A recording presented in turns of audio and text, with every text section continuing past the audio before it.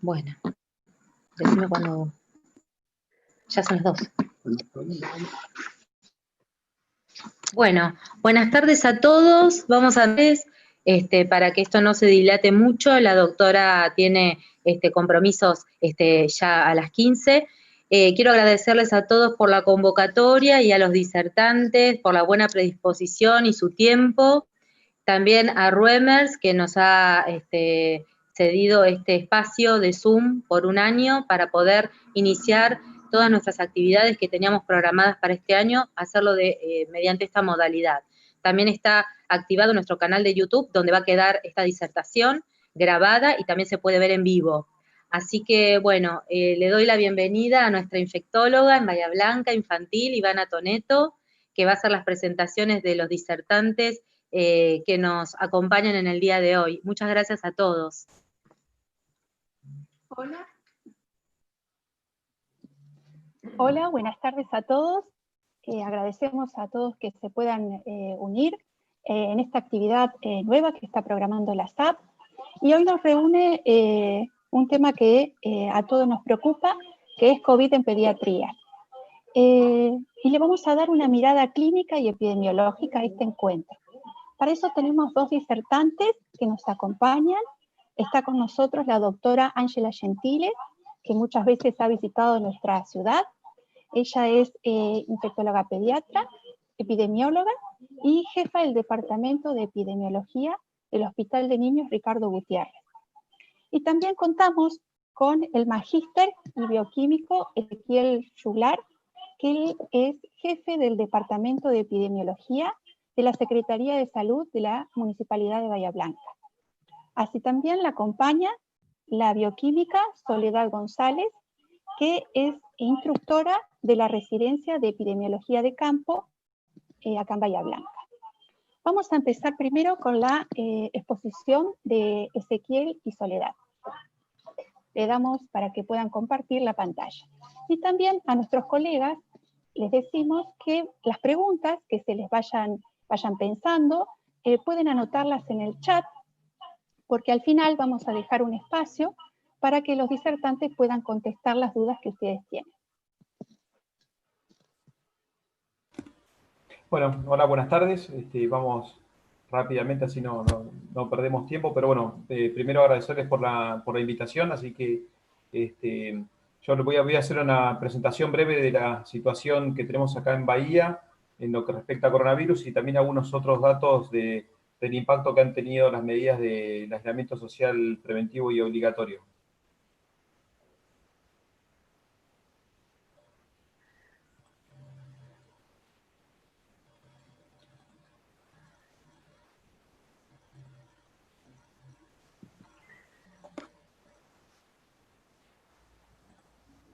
Bueno, ahí se ve bien, sí. Bueno, esta presentación la hemos armado con Soledad González, que es la instructora de la Residencia de Epidemiología de Campo, y bueno, un poco contarles la importancia de la vigilancia epidemiológica, si bien hay algunas cuestiones que todos conocemos, creo que es importante destacar la importancia que tiene la vigilancia epidemiológica y la información para la acción, como siempre se dice en este contexto de pandemia. Y rápidamente decirles que, bueno, la Ley Nacional 15465 y los decretos reglamentarios del año 2020 enmarcan el evento de COVID o aquellas personas con COVID como de notificación obligatoria y también están enmarcadas dentro del grupo de eventos que son de notificación ante caso sospechoso y en forma individual, digamos. No se espera la confirmación de laboratorio para su notificación, sino que debe ser rápidamente notificado a las autoridades de aplicación, a los departamentos de epidemiología o a las personas que hacen control de enfermedades dentro de los distintos hospitales o dentro de los municipios para empezar a hacer un trabajo conjunto. ¿Por qué, digamos, es importante la identificación rápida y el aislamiento de los casos sospechosos? Porque es una de las formas y de las estrategias desde el punto de vista epidemiológico más importantes para cortar las cadenas de transmisión y de contagio. Y eso viene atado también desde el primer momento donde se sospecha una persona con COVID-19 para la identificación, el aislamiento y el seguimiento de los contactos estrechos. Es importante que esta identificación y aislamiento sea desde el momento que se sospecha el caso para que eventualmente, si el caso se confirma, ya haber tomado estas medidas de aislamiento con anterioridad. Si después el caso se descarta, bueno, uno más relajado puede tomar algún otro tipo de medidas si es que se llega a otro diagnóstico, pero digamos, es importante en esto no perder tiempo. Y el otro, importante por ahí nosotros en Bahía todavía no estamos en una etapa de búsqueda activa de casos, pero sí, digamos, mencionar cuál fue la estrategia inicial, digamos, de la reorganización del sistema por lo menos de salud pública del primer nivel de atención. El tema de la búsqueda activa de casos también es sumamente importante porque la rápida identificación de un paciente con COVID-19 permite nuevamente cortar estas cadenas de contagio que decíamos. Un poco contarles la experiencia de Bahía y del sistema público municipal. Digamos, lo que rápidamente se reorganizó fueron centros respiratorios, es decir, centros especializados de enfermedades respiratorias para una rápida identificación y tratamiento, e inclusive con entrenamiento en el uso de equipos de protección personal. Cuando se declaró la pandemia y estos centros respiratorios se configuraron allá por los primeros días a mediados de marzo. No teníamos en claro todavía el impacto que iba a tener y las medidas que se tomaron a nivel nacional con los decretos del aislamiento social preventivo y obligatorio. Entonces, rápidamente nosotros queríamos tener un sistema de primer nivel de atención organizado para que se produzca una rápida identificación de aquellos pacientes que potencialmente tengan COVID. Y por otro lado también reconocer que, digamos, el hospital municipal y el hospital Pena, como los dos efectores públicos, también habían destinado zonas específicas para la atención de centros de enfermedades respiratorias o casos sospechosos de COVID. Esta estrategia inicial, digamos, después, con el tiempo, nosotros fuimos viendo que, digamos, la cantidad de consultas que llegaban por problemas respiratorios, la verdad es que fueron mucho menores de la que pensábamos, y eso fue uno de los resultados del aislamiento social preventivo y obligatorio. Por lo menos desde el punto de vista del trabajo que nosotros tenemos en Bahía, menciono rápidamente estas 4 cuestiones que tienen que ver con la notificación de casos sospechosos en forma individual e inmediata, que viene atado con el trabajo en red que hacemos con todos los infectólogos de Bahía y con los laboratorios tanto públicos como privados. Este contacto casi estrecho y en tiempo real entre los epidemiólogos, los infectólogos y los laboratorios nos permite rápidamente identificar el caso sospechoso y nosotros desde el área de epidemiología poder identificar rápidamente los contactos estrechos y ponernos en aislamiento. Nosotros hacemos aislamiento, obviamente, como dicen los protocolos, por 14 días con seguimiento telefónico y ante la aparición de caso de algún tipo de sintomatología compatible, se realiza el diagnóstico correspondiente.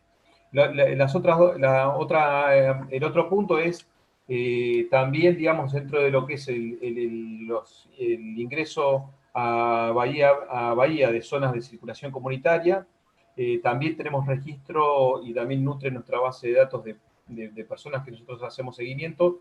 Hoy actualmente, sobre todo el transporte terrestre y el ingreso a los hoteles para aquellas personas que vienen a trabajar, sobre todo de zonas de circulación comunitaria. Pero inicialmente este trabajo también nosotros lo habíamos realizado en el caso del aeropuerto, digamos, para el control de las personas que ingresaban, ya sean con sintomatología compatible o por lo menos de zonas de circulación comunitaria que si ustedes recuerdan, en el inicio de la pandemia eran aquellas personas que venían del exterior y de algunas zonas del exterior. Y el otro es, bueno, todo el trabajo que hacemos de seguimiento y entrevistas telefónicas e investigación epidemiológica de campo, sobre todo, digamos, para esta rápida identificación de aquellas personas que vienen de zona comunitaria, poder hacer el diagnóstico oportuno, rápido, y con la identificación de los contactos. Digamos, esto es un poco como, en términos por ahí gráficos y numéricos, el trabajo que venimos haciendo desde principios de marzo en todo lo que es azul. Son aquellos monitoreos epidemiológicos que nosotros hacemos de personas que vienen de zonas de circulación comunitaria. A partir, digamos, del 14 de abril se empezaron a controlar los accesos que venían por transporte terrestre, y por otro lado, en los últimos 10 días, ese control de los accesos de las rutas de Bahía Blanca es mucho más estricto. Y por otro lado, en celeste están todos los contactos estrechos que nosotros hemos ido identificando a partir de los casos sospechosos o casos confirmados. Un dato importante es cómo la cantidad de contactos estrechos para nosotros ha ido en aumento, y eso complejiza bastante el trabajo de campo, porque, digamos, son las distintas fases que ha ido sufriendo el aislamiento social preventivo y obligatorio. En general, en las primeras fases del aislamiento, los contactos estrechos eran muy pocos por una cuestión lógica de que o la persona no trabajaba, solamente venía del exterior. Sin embargo, hoy, digamos, la cantidad de contactos estrechos que nosotros tenemos ha ido en aumento. A título de resumen, digamos, epidemiológico al día de la fecha, bueno, nosotros tenemos 72 casos, 70 de esos casos son diagnosticados en la ciudad. Acá, claro, siempre, digamos, que cuando uno ve reportes epidemiológicos, siempre hay algunos números de diferencia, y tiene que ver con la forma de registración de los sistemas epidemiológicos con respecto a la dirección que figura en el RENAPER. Yo acá estamos contabilizando a aquellas personas que han sido diagnosticados y que han tenido impacto sanitario, ya sea por el aislamiento o por el contacto dentro de la ciudad, más allá de que la dirección de esa persona haya sido fuera de Bahía Blanca. Y un poco lo que hemos tenido en Bahía Blanca ha sido, si bien en términos relativos, pocos casos, pero sí hemos visto las distintas caras que ha tenido la pandemia en el resto del mundo. Empezamos con casos importados, un caso por transmisión local que había adquirido la enfermedad en otra provincia, pero después vino a la ciudad. Un conglomerado a partir de un contacto de un paciente que estaba internado, que sucedió en una institución hospitalaria, en donde hubo 16 personas que eran trabajadores de la salud, con lo cual ahí vimos una de las caras que tiene la pandemia. Primero, teníamos los primeros contactos estrechos y los primeros casos de transmisión local. Esto fue casi a principios de abril. Y ya digamos, tuvimos trabajadores de la salud ya con patología, con lo cual es otra de las aristas que nos muestra la pandemia. Luego tuvimos 24 casos relacionados por conglomerados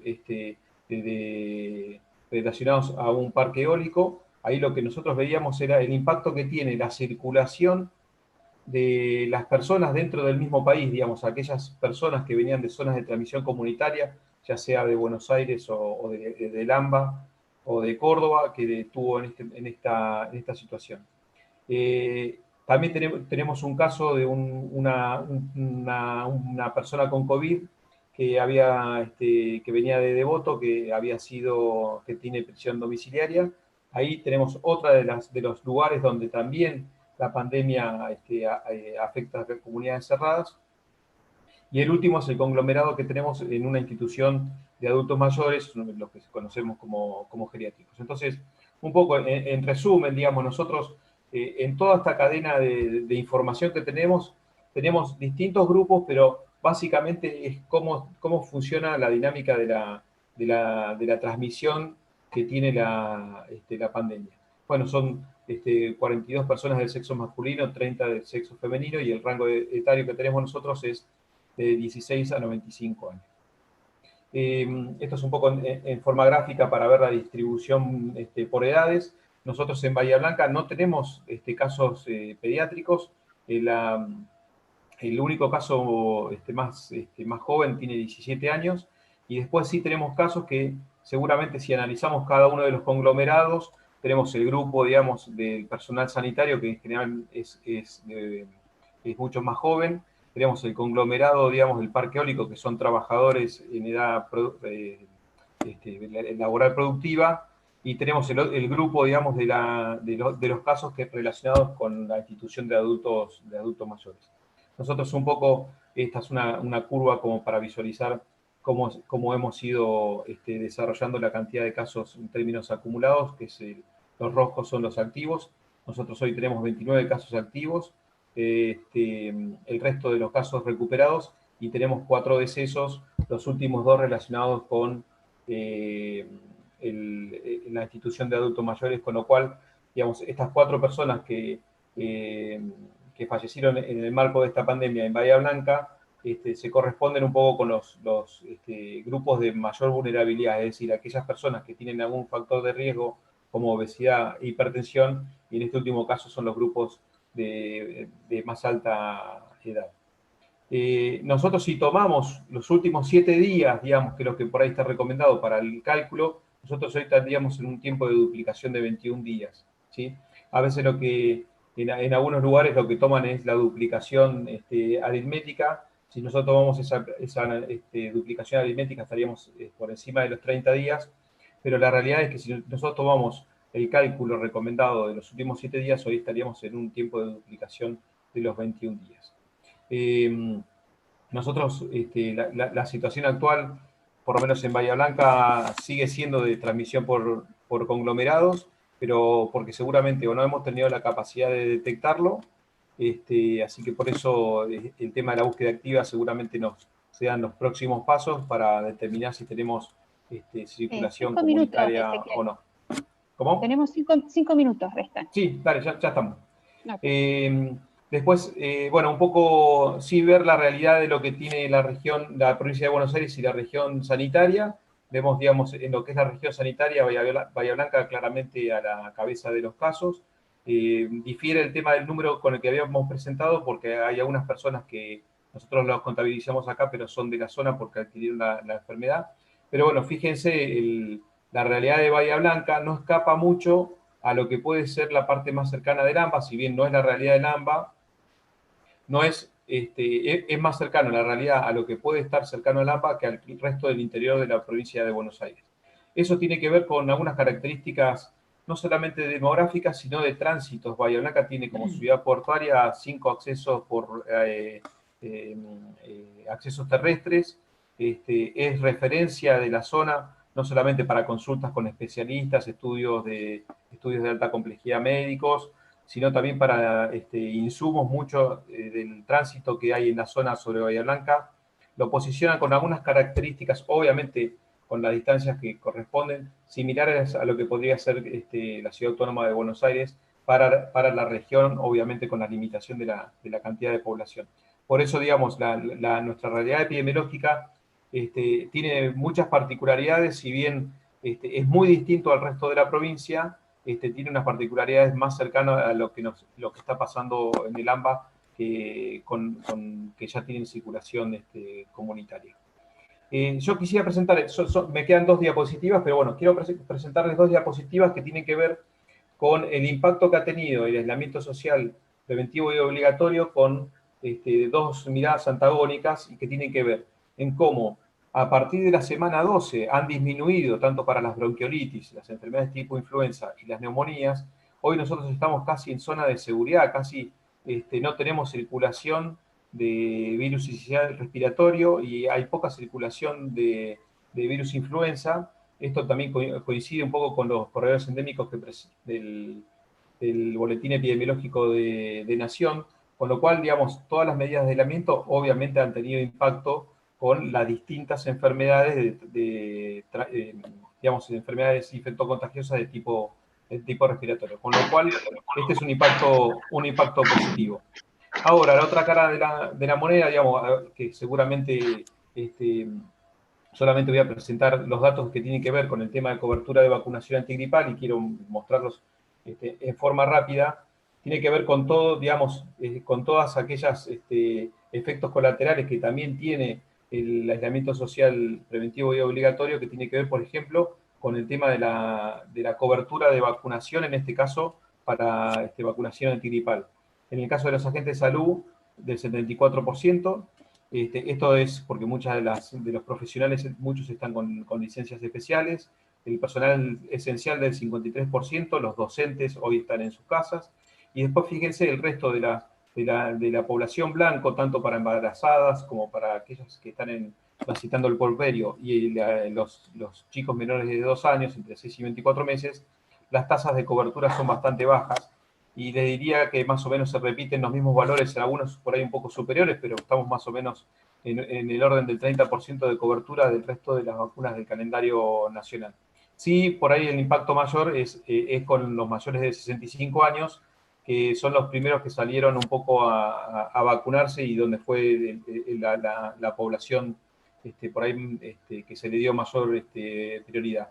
Pero ahí vemos un poco el impacto que ha tenido tanto positivo por el resto de las enfermedades respiratorias, pero bueno, el efecto colateral que hemos tenido como ejemplo el tema de la cobertura, pero bueno, como ustedes saben, el tema del control del niño sano, del control de enfermedades, de pacientes con enfermedades crónicas y en embarazadas, esos también están muy bajos. Bueno, y lo último, un poco en relación a esto último que decía, como una última reflexión, en salud pública, las medidas de control verticales y autoritarias agotan su capacidad y aceptación con el tiempo. Y esto, bueno, fue inicialmente el decreto inicial de aislamiento social obligatorio, fue la fase 1. La primera fase, y se justifican en emergencias, y creo que eso fue lo que tuvimos inicialmente para controlar la pandemia. Pero si algo dura mucho tiempo, es indispensable que ético y más efectivo concertar, empoderar y construir estrategias con los ciudadanos, que es por ahí el paso que hemos ido construyendo con el paso de estos 70 días. Como última reflexión, si bien estos 70 días han servido para que el sistema de salud se vaya preparando y aprendamos a manejar a pacientes que tienen COVID, y desde el punto de vista epidemiológico también vayamos aprendiendo cómo actuar. La comunidad en su conjunto también ha aprendido a cómo manejarse y ha adquirido conocimiento. Hoy las personas saben lo que es un contacto estrecho, pero también saben cómo usar un tapaboca, nariz y lo que tiene que ver con el distanciamiento social. Por eso me parece que es una ganancia, digamos, tanto del sistema de salud como para la ciudadanía en su conjunto. Bueno, muchas gracias.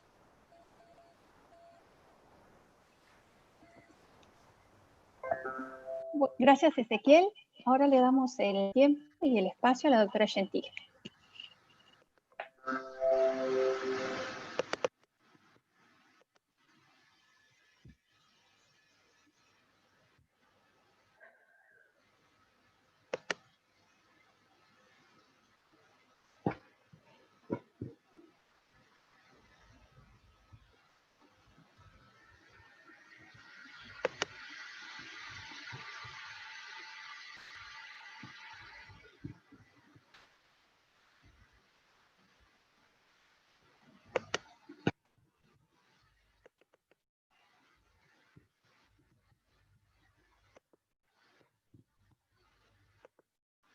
Ahí vamos. ¿Me escuchan?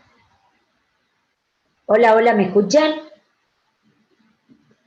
Sí, excelente, doctora. Ahí está. Bueno, buenas tardes a todos. La verdad que un gusto compartir con ustedes este espacio, como estamos ahora acostumbrándonos, ¿no? Así que les envío un abrazo virtual, porque todavía nos queda un poquito de tiempo como para poder hacerlo en forma presencial.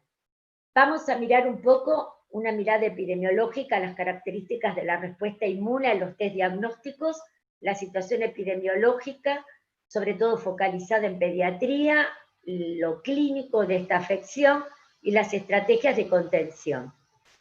Vamos a ver claramente cómo nosotros en este momento en las zonas de transmisión comunitaria, tanto sea Chaco, el AMBA, por ejemplo, tanto sea Ciudad de Buenos Aires como el conurbano, estamos con circulación comunitaria, pero en estrategia de contención. ¿Qué quiere decir esto? Que estamos haciendo una vigilancia muy activa para intentar detectar en forma temprana, testear, aislar contactos y, por supuesto, aislar los casos en forma adecuada. Este programa, que es el Detectar, que se aplicó en barrios vulnerables, también se está comenzando a aplicar en otros barrios de la ciudad de Buenos Aires, hasta tal punto que no hay que pensar que todos los casos se encuentran en áreas vulnerables. Nosotros tenemos, por ejemplo, en Cava, el 30% aproximadamente en barrios vulnerables y el 70% circulando en el resto de la ciudad, lo cual no es un dato menor. Esta etapa de contención trata precisamente, a pesar de haber circulación comunitaria, disminuir la transmisibilidad. Luego llegará un momento en que entremos en mitigación, en el cual ya la estrategia cambia, el rol del laboratorio va a cambiar también, los casos leves no será necesario hisoparlos, testearlos para ver la presencia o no de COVID, uno los va a manejar clínicamente y se va a abocar a la detección y tratamiento de casos graves.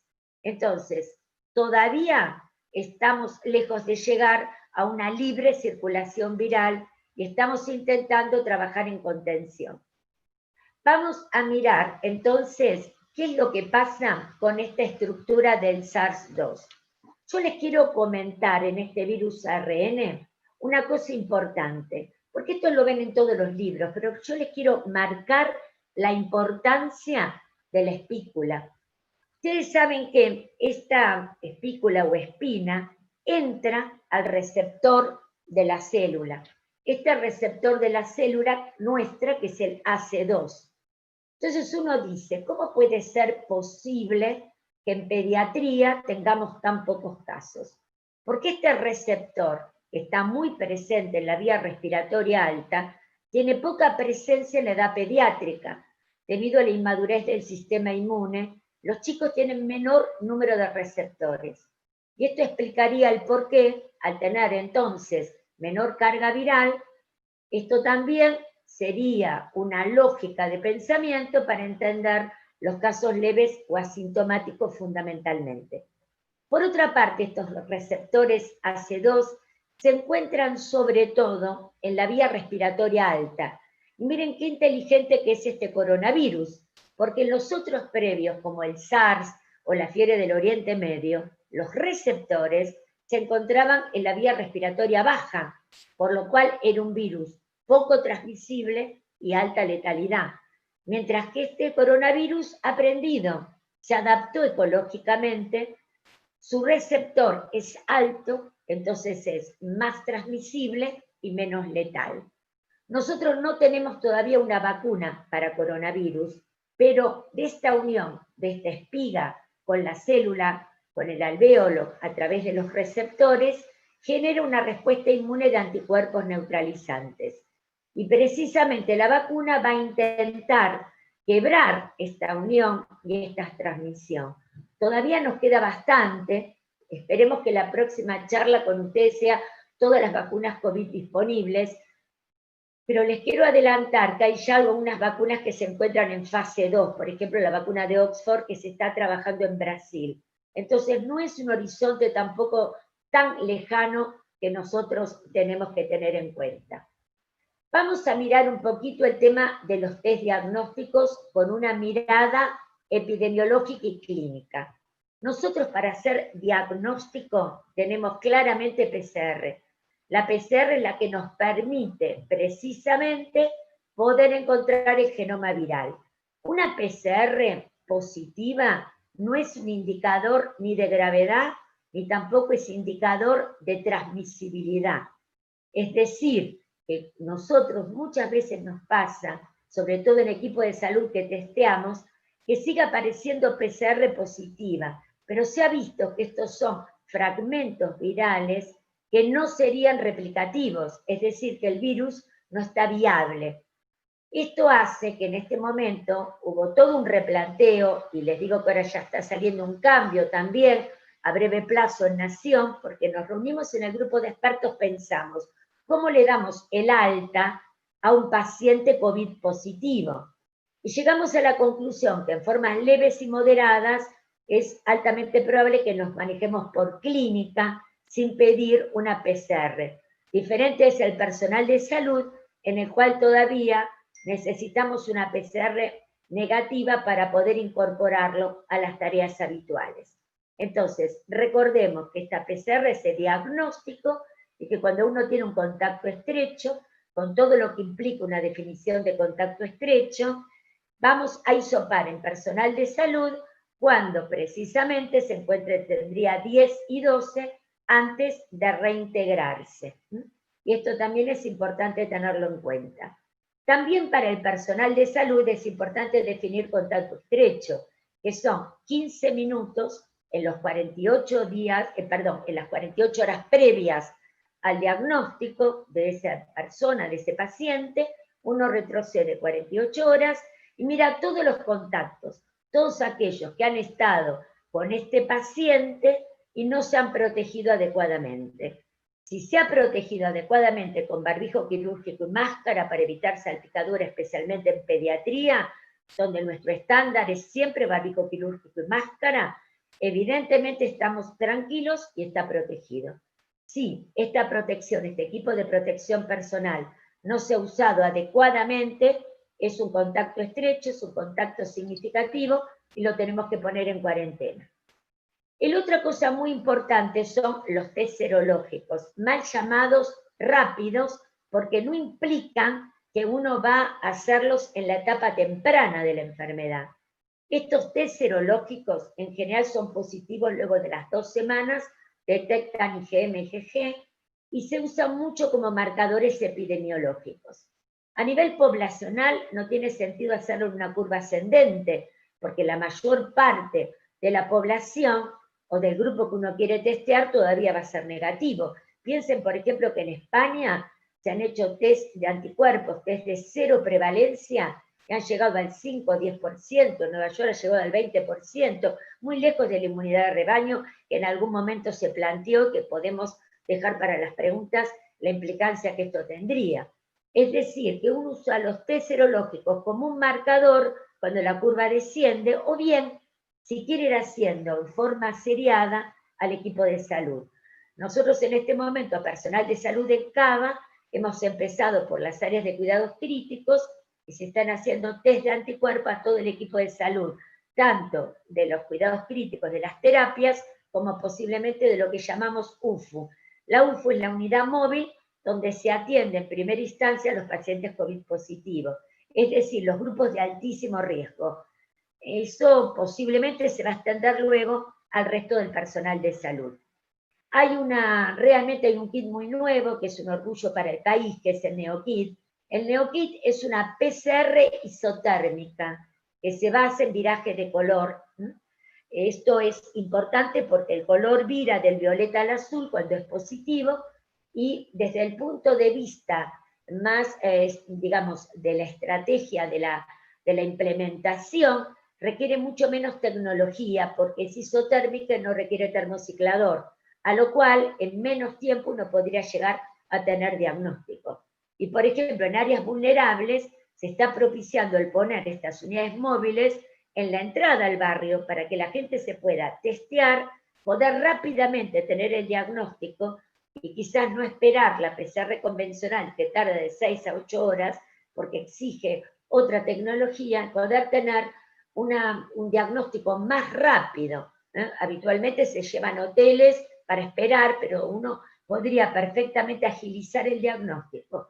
Pero recordemos que esta es una PCR, que es una de las que se está implementando y que va a usarse mucho, posiblemente a corto plazo, en áreas vulnerables.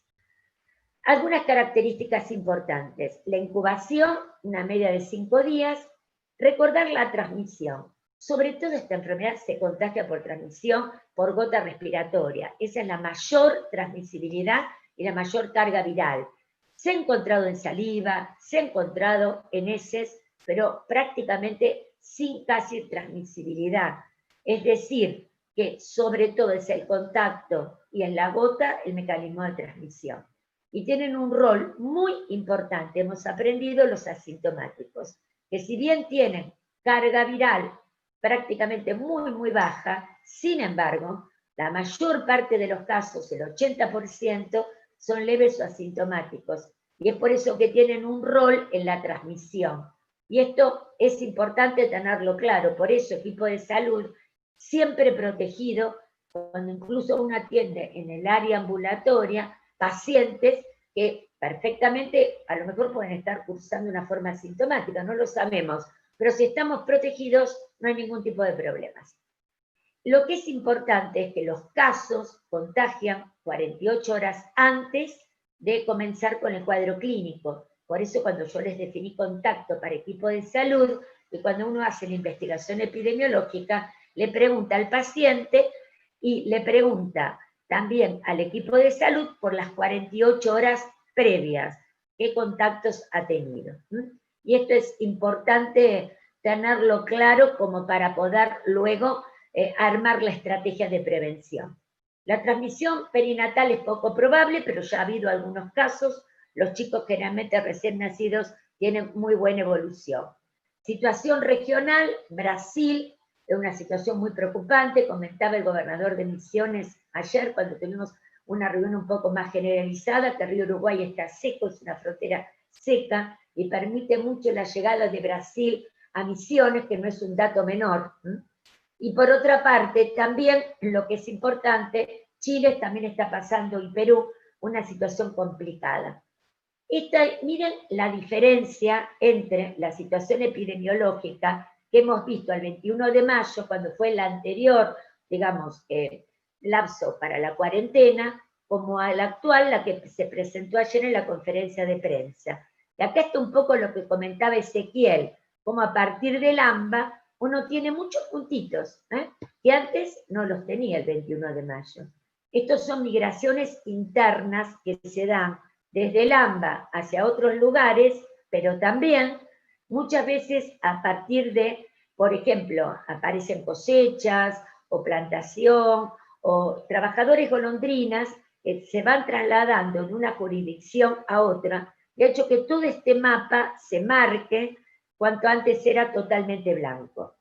Recordemos, de esta diapositiva yo les quiero marcar lo pediátrico. Miren, aproximadamente en diferentes portes, uno ha visto que el 10, 12, 13% en pediatría hay participación pediátrica del total de los casos.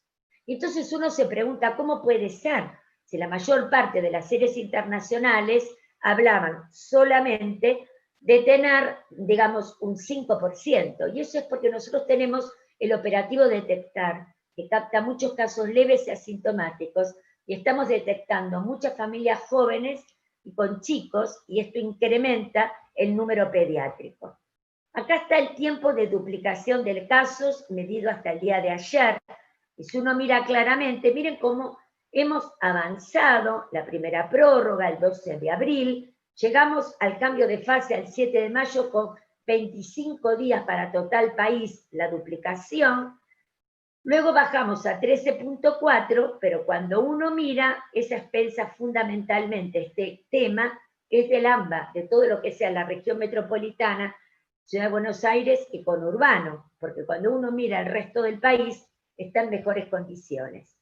Y también, y en esto no voy a insistir porque ya lo comentó Ezequiel, no estamos viendo los virus respiratorios habituales que uno ve en esta etapa. De hecho, en nuestro hospital no hemos tenido un solo caso de bronquiolitis en este momento a virus sincicial respiratorio.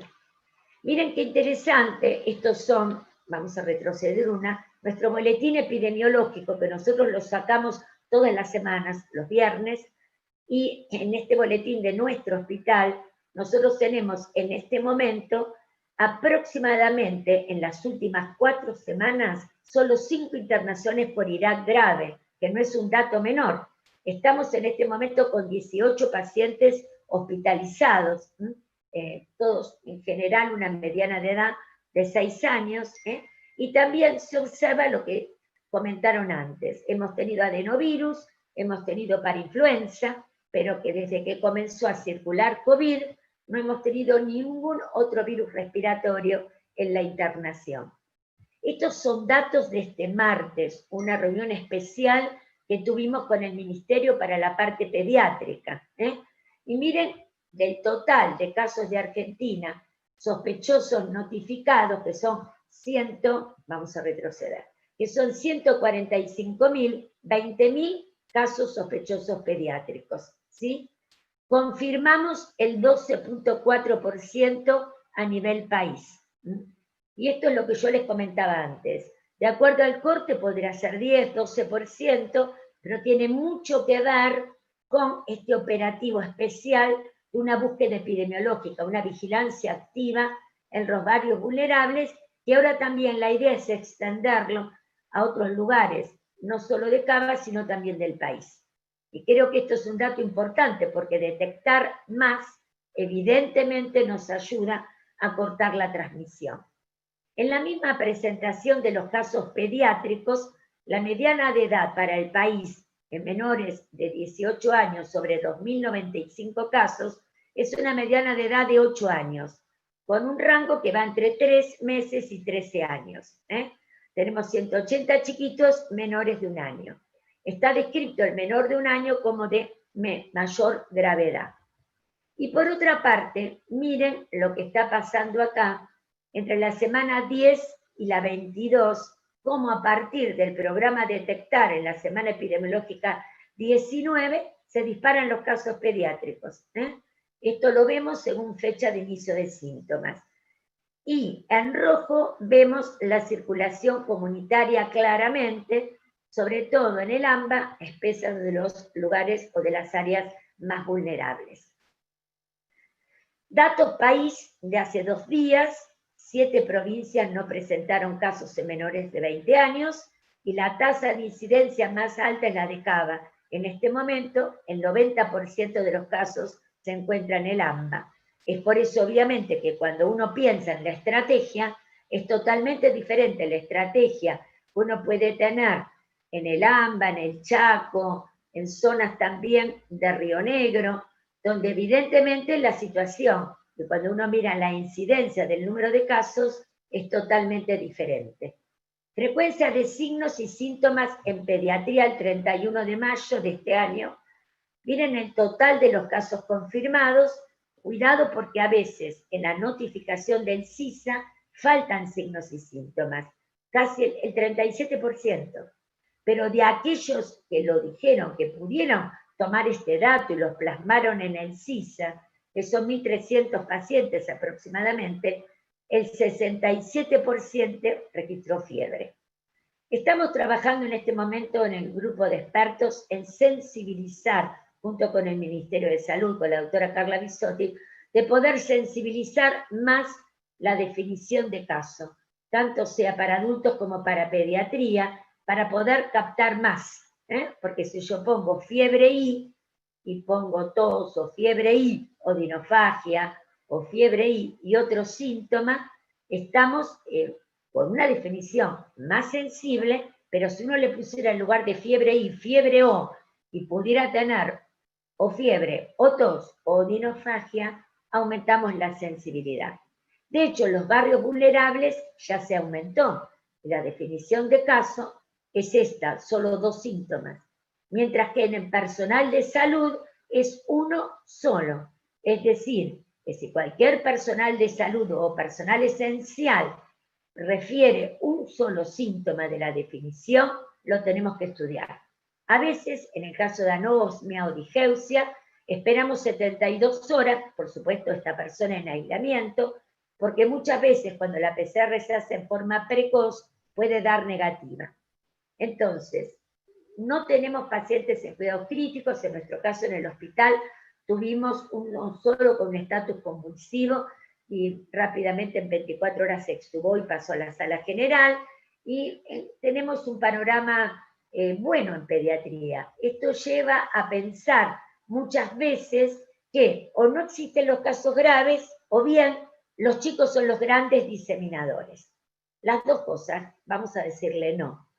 Los chicos no son diseminadores per se, esto no es una influenza, un neumococo, en el que yo porto y transmito, o los chicos portan, previo a la aparición, por ejemplo, de la vacuna de neumococo, yo porto y transmito a los abuelos, por ejemplo, no. Acá los chicos no son transmisores desde ese punto de vista, no son portadores. El tema es que ellos hacen muchas formas leves o asintomáticas, pasan desapercibidos y transmiten. Y con respecto a los casos graves, en los datos del país se identificaron 32 casos, y en estos casos 6 requirieron esta internación porque el corte que yo les di fue el previo y este es el corte actual de hace 2 días. Pero en general están de alta, un solo paciente permanece en RM, que tiene incluso una enfermedad de base, una patología respiratoria crónica, y solo un caso, la chiquita de 14 años que falleció en Chaco, que era una paciente con una enfermedad de base. Recuerden que los chicos se contagian de un adulto en el 70-80% de los casos. Así que son un grupo vulnerable y esto lo tenemos que tener en cuenta. En pediatría en el mundo, claramente, menor participación pediátrica, un periodo de incubación de 2 a 14 días y también muchas formas leves, moderadas en forma intermedia y muy poquitas formas severas o críticas. En este aspecto es muy semejante a nuestra realidad. Yo les quiero comentar un poco en otra serie, en series internacionales en Nueva York, que hablan de requerimientos de hospitalización del 6 al 20% y requerimientos de cuidados intensivos que van del 0.6 al 2%. Cuidado porque la comorbilidad ya per se es un hecho de que uno permite tildar a ese paciente de una forma moderada, aunque su cuadro clínico sea leve. Hay que tener mucho cuidado en pacientes que tienen enfermedades de base, porque evidentemente esto es un riesgo importante, y ya lo acabamos de ver en Chaco, por ejemplo. Quiero compartir también con ustedes el otro tema que en este momento estamos posicionando mucho, que a partir de series que se han visto en Italia, en España, en Estados Unidos, aparece una enfermedad que es muy semejante al síndrome de Kawasaki. Y lo llamamos Kawasaki-like porque tiene otras características diferentes. Por empezar, la edad, porque en general Kawasaki, característico que estamos acostumbrados a manejar, aparece entre los 18, los 24 meses como el grupo más afectado, aunque pueda aparecer hasta los 5 años, mientras que en general en esta enfermedad que ahora se ha llamado por OMS el síndrome de inflamación multisistémico, lo que hemos observado que la mediana de edad es más alta. Generalmente los casos descritos son de 6 a 8 años. Y la OMS ya ha dado una definición de caso sospechoso, que se va a poner en breve en alerta también, donde habla de fiebre de más de 3 días y aparte 2 de las siguientes sintomatologías: la erupción cutánea, conjuntivitis bilateral no purulenta, el ojo seco, los signos de inflamación mucocutánea, hipotensión o shock, todas las características de disfunción miocárdica, la evidencia de coagulopatía y síndromes o síntomas de tipo gastrointestinal. 2 de los siguientes, pero y marcadores elevados de inflamación y ninguna otra causa que lo permita entender, y por supuesto la evidencia por PCR o bien por serología. No es un dato menor que uno le pida en COVID para estos pacientes, no solo PCR, sino también ver anticuerpos, porque en general lo que está descrito es que aparezca cuando ya el paciente hizo una forma leve, está recuperado, y ya respuestas de anticuerpos, y muchas veces la PCR negativa. Recuerden que nosotros hemos estado todo el tiempo intentando contener y aplanar esta curva para cuidar tanto a los vulnerables, como también trabajar con la población, como bien lo comentó Ezequiel, y preparar todo lo que es el cuidado y las características del sistema de salud. En este momento en Cava hay un 35% de las camas de cuidados críticos ocupadas, un poco menos en la provincia de Buenos Aires, y no tenemos saturación del sistema de salud. Miren un poco si uno no hiciera aislamiento social, en la fase de contención. Si yo no hago aislamiento social y miro la evolución hipotética de los casos sintomáticos, y si uno lo ubica en el área metropolitana, miren cuando uno mira el número de casos, prácticamente como se llega a la curva ascendente en breve tiempo, mientras que si yo hago distanciamiento, logro achatar la curva y los casos también se pueden manejar de otra forma. Algunas cosas que vale la pena mencionar. Casos sospechosos, yo ya les comenté, la importancia de sensibilizar para poder testear más. La medición del RO es la duplicación de casos, que también la marcamos, y que es importante, porque esto no es un indicador epidemiológico que marca las conductas a seguir. La tasa de mortalidad, que ahora está muy en relación al denominador, a la cantidad de casos que testeamos, pero el día que todo esto pase, cuando los casos fallecidos uno los relacione con un denominador que será dado por el test de anticuerpos, que nos dirá como marcador epidemiológico cuál es el porcentaje de la población que ha tomado contacto con este virus, evidentemente va a ser mucho menor que el 2.5% que tenemos en este momento. Mirar siempre la saturación del sistema de salud. Siempre se monitorea el número de camas, tanto de terapia, de clínica y las consultas de guardia por COVID. Creo que esto por eso es dinámico y uno habla de dos situaciones. Una gran parte del país está en condiciones perfectamente de hacer reaperturas progresivas y que tiene que animarse a hacerlo, porque con protocolos se puede hacer perfectamente. Y un AMBA y Chaco, sobre todo, que estamos en una situación de más riesgo, en el cual se puede flexibilizar, pero evidentemente tenemos que tener claro que esto hay que hacerlo bajo normativas y monitoreando mucho la situación epidemiológica. Para poder compartir un poco las últimas diapositivas, la importancia de ver COVID, pero la importancia de vacunar, porque si no vacunamos sobrecargo el sistema. La inmunización es clave, la vigilancia epidemiológica es clave del resto de las enfermedades que tenemos que monitorear, fundamentalmente las inmunoprevenibles, y prepararnos para la pospandemia. Hay que trabajar no solo ya ahora, de ver qué hacemos con la apertura de clases, armar los protocolos. En pediatría es clave trabajar todo lo emocional, y por otra parte, cómo vamos a hacer para rearmar, reorganizar esquemas y poder captar los chicos y las familias y los adultos no vacunados. Esto es realmente un desafío muy importante.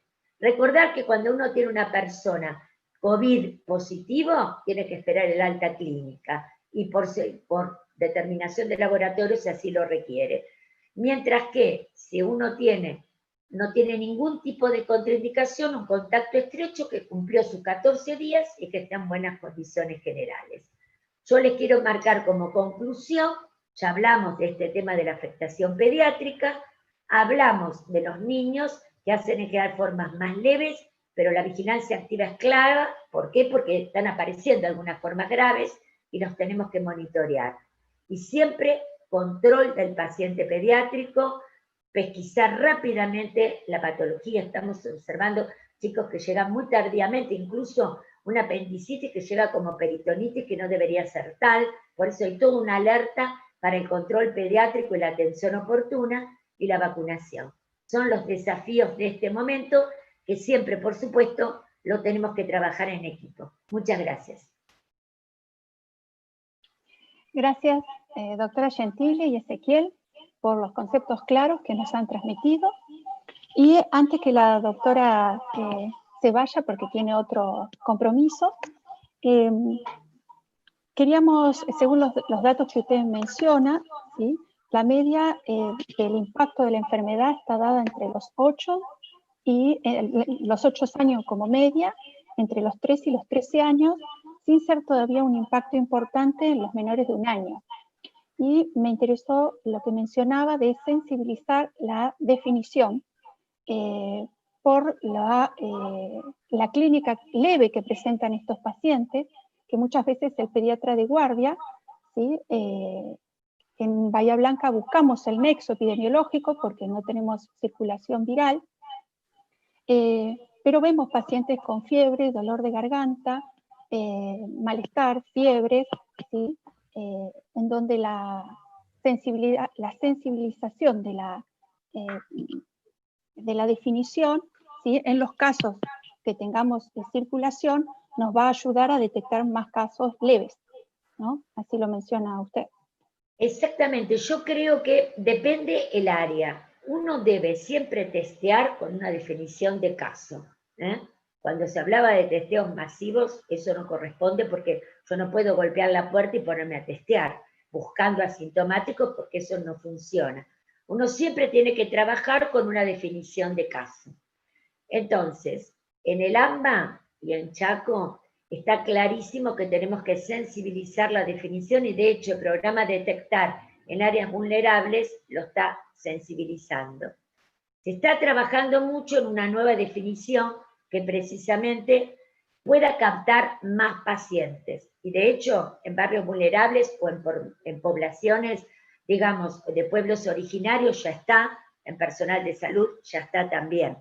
A veces pasa que cuando hay áreas que no tienen caso, pocos casos, a veces está bueno también hacer unidades centinela, donde uno en las unidades centinela pueda tener una captación más diferenciada. Nosotros hicimos unidades centinela en el hospital de niños y en 2 hospitales de adultos antes, cuando comenzamos en marzo, porque costaba mucho entender que solo fuera caso importado o relacionado a la importación y creíamos o queríamos detectar rápido en la circulación comunitaria.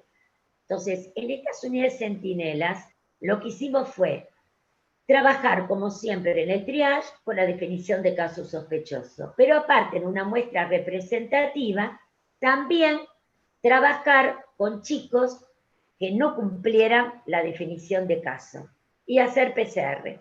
En esto trabajamos con la doctora Michenko. Pero eso fueron unidades centinela, ¿no? Nos sirvió mucho porque detectamos, no en pediatría, nuestro hospital fue negativo, pero en adultos detectamos positividad antes de tener esa curva tan ascendente. Entonces ya estábamos empezando a estar preparados porque sabíamos que después de la importación y del contacto con la persona que venía de viaje, ya estaba empezando a circular. Las unidades centinela a veces son muy útiles, ¿no? Sobre todo cuando uno quiere no hacer una definición de caso tan sensible que después le cueste un poco todo lo que sea también el laboratorio, pero uno también quiere ver qué es lo que está pasando. Es otra herramienta epidemiológica, la comparto porque la hicimos y nos dio buen resultado. Y sé que Rosario también lo implementó, y yo lo he conversado con la gente de Rosario y de otros lugares, y se implementó como para tener un poco esta mirada más ampliada. Igualmente la idea en el país es en este momento ver esta definición de casos, se está trabajando y esto lo va a decir el Ministerio de Salud, claramente, y no es un tema del grupo de expertos. Trabajamos en el tema, pero será el Ministerio de Salud el que lo diga. Y por otra parte también es la importancia de ver las situaciones epidemiológicas diferentes, ¿no? Porque, por ejemplo, en todo el resto del país hay que tener mucho cuidado con la gente que viene de áreas de alta circulación. Y ustedes eso realmente lo están manejando muy bien porque están con todo un sistema de captación de aquellos que vienen de áreas de alta transmisión. Y eso me parece que es importante. Bueno, doctora, son siendo las 3 que sabemos que tiene... No importa, podemos hacer 2 o 3 preguntas más. Ah, bien, bien, bien. Yo me conecto después al otro 5 minutos más tarde, no hay problema. Hola. Hola. Hola. Hola. Hola, sí. ¿Sí se escucha? Sí, buenas tardes, doctora Gentili, un gusto escuchar su disertación, como siempre.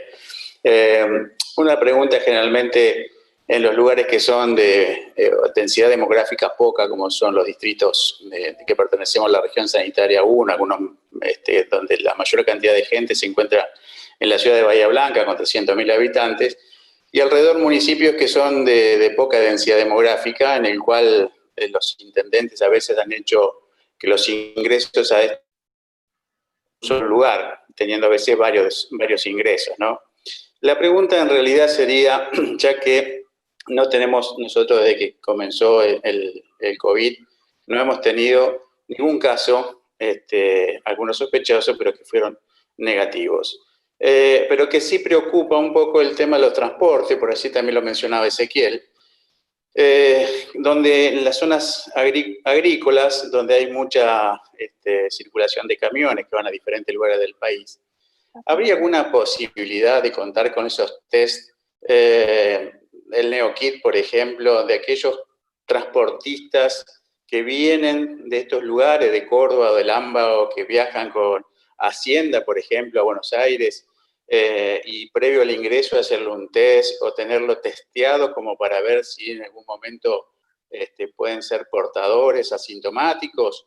Uno siempre testea contra una definición de caso. Uno no puede a cada persona que maneja un camión pararla y testearla, porque no respondería. Está bien, digamos, tener una definición sensible para este tipo de transportistas y a lo mejor cuando están entrando a la ciudad o a la región, hacer algún tipo de declaración jurada de síntomas, como se hacía con los viajeros, ¿se acuerdan? Que uno lo que hacía no era inmediatamente a todo aquel que bajaba de un avión, era hacer una PCR en forma ciega, no. Se miraba primero quienes tenían signos, síntomas, y se trataba de siempre trabajar con una definición de caso. Entonces, y si uno tenía más riesgo o veía alguna situación, bueno, ahí trabajaba con un test adecuado, lo ponía en cuarentena. Es muy complicado y hay que armar un protocolo especial porque uno no puede testear en forma indiscriminada. Creo que el tema de los el NeoKit u otros que son más rápidos nos va a ayudar mucho y creo que hay todo un protocolo que se está poniendo en práctica con todo este tema del transportista, porque si yo les marqué el mapa, vieron ustedes todos los puntitos que han aparecido cuando antes estaba más blanco. Evidentemente se está trabajando desde los ministerios de salud, tanto el de Nación como los provinciales, para tratar de armar protocolos específicos para este grupo. Pero siempre tiene que haber un protocolo de trabajo. Uno no puede parar un camión y ponerse a testear, sino que tiene que haber un trabajo claro de cómo avanzar con el tema. Hola. Hola, ¿qué tal? Buenas tardes. Doctora, un gusto. Yo le quería aportar con respecto a lo que estaban hablando de definición de casos y de unidades centinelas. Nosotros, al ser todavía una ciudad en la cual tenemos control de todos los casos y es una población relativamente pequeña, la definición de casos siempre nos quedó un poco estrecha y al poder identificando todos los casos íbamos viendo ciertos síntomas que no encuadraban en la definición de caso sospechoso, pero este buen nexo que hemos logrado con los infectólogos, comentándole toda la epidemiología y los nexos epidemiológicos, se les hicieron las pruebas, los hisopados y finalmente fueron casos positivos. Tal es así que las dos personas más chicas que tenemos que son positivas es la de 16 y 17 años, ninguno de los dos presentó ningún tipo de sintomatología, pero por nexo epidemiológico encuadraban y bueno, se les hicieron los hisopados y finalmente fueron positivos.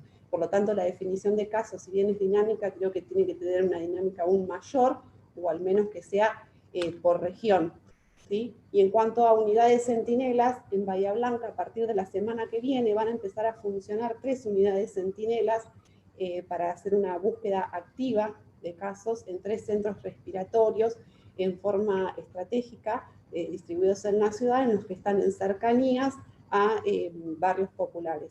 Y más aún siendo en uno de estos barrios populares donde hay una circulación de uno de los últimos brotes que tenemos en Bahía, entendemos que es donde ha circulado esta gente, entonces ahí va a empezar a funcionar una unidad centinela a partir de la semana que viene, con lo cual creemos que vamos a detectar algunos casos más que no encuadren dentro de la definición de caso.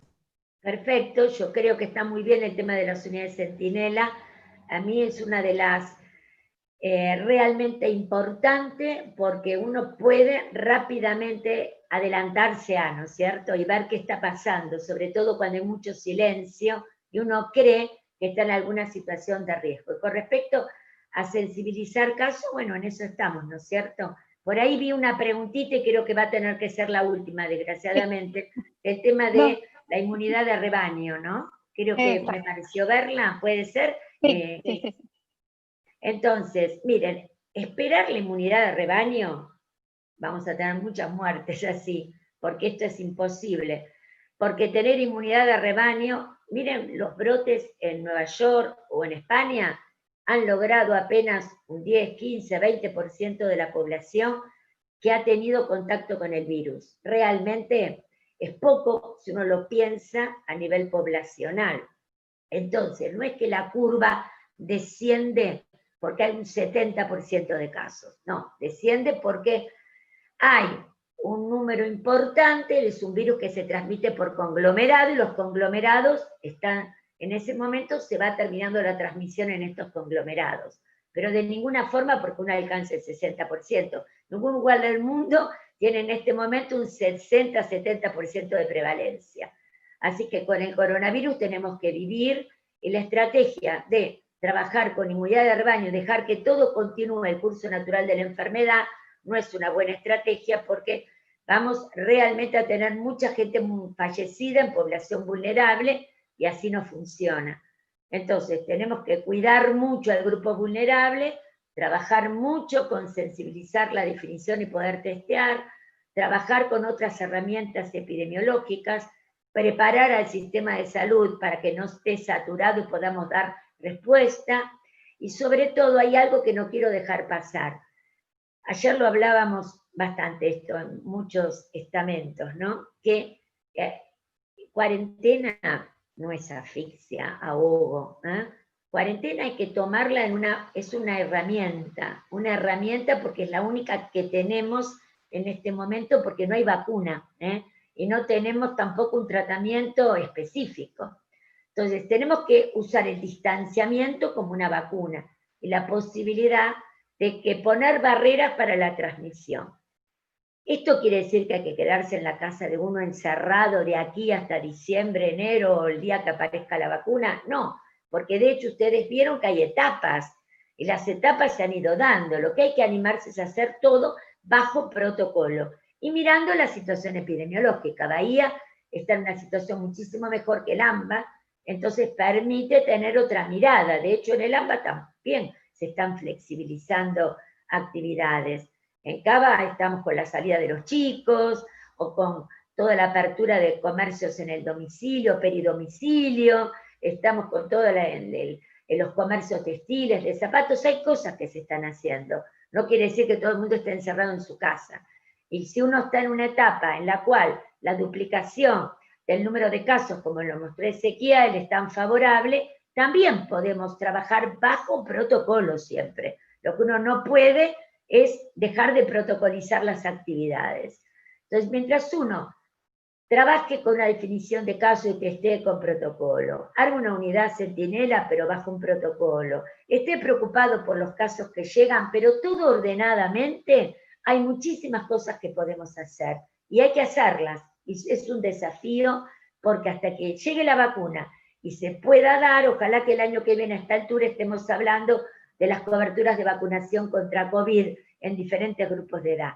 Y esperemos que sea así, que sea un hecho. Pero mientras tanto hay que seguir y hay que trabajar de esta forma.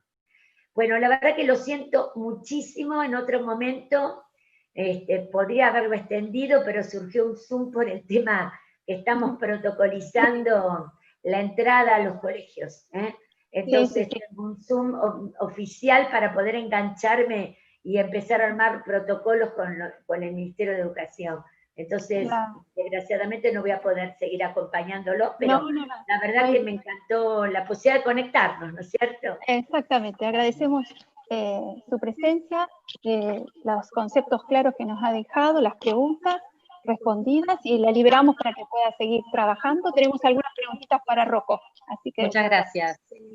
Muchísimas gracias a la SAP, la filial local, al Colegio Médico. Yo sé que ha sido un esfuerzo muy importante, y la verdad que un abrazo virtual, que es lo mejor. Gracias. Y hasta la próxima. Igualmente, hasta luego, gracias. Chao, chao. Adiós. Tenemos algunas preguntas.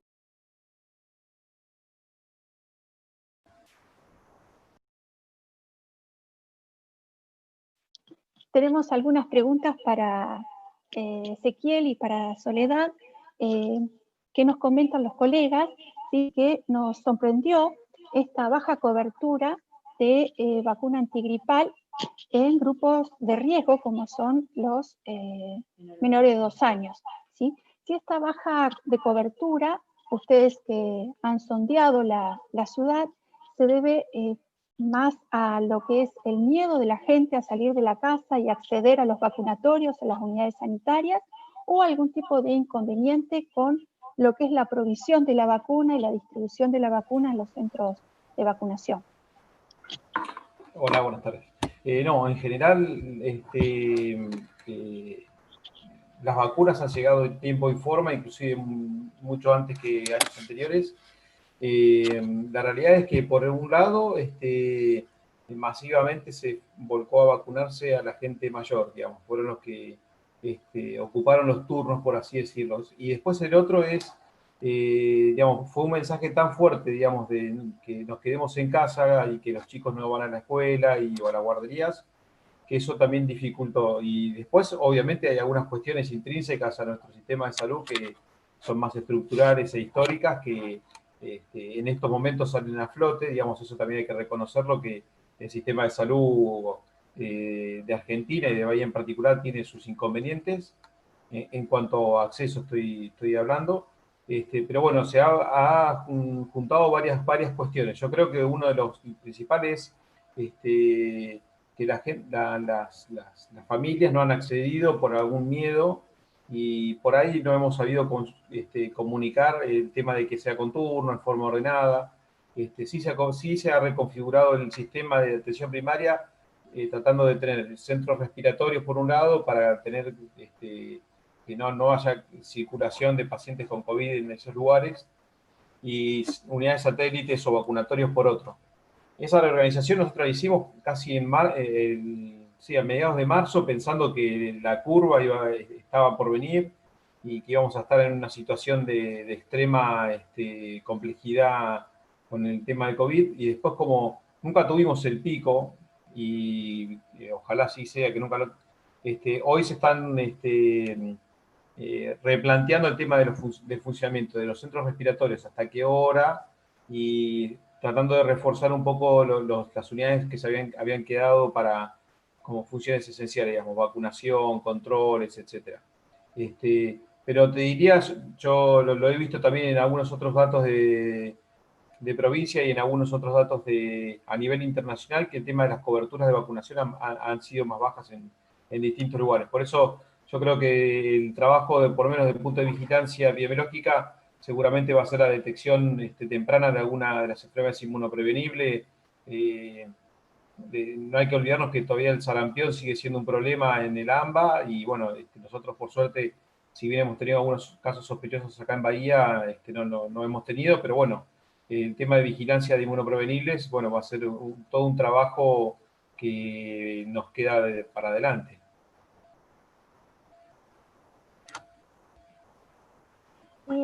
¿Cuáles les parece que sean las fortalezas y las debilidades en cuanto a este trabajo epidemiológico que están llevando a cabo para la contención de la pandemia acá en Bahía Blanca, ¿no? Decíamos fortalezas como los controles ahora que se están realizando con más organización del ingreso de las personas que vienen con alta circulación, pero ¿cuáles serían para ustedes los parámetros epidemiológicos, ya sea que muestran fortalezas o debilidades en las tareas que están llevando a cabo?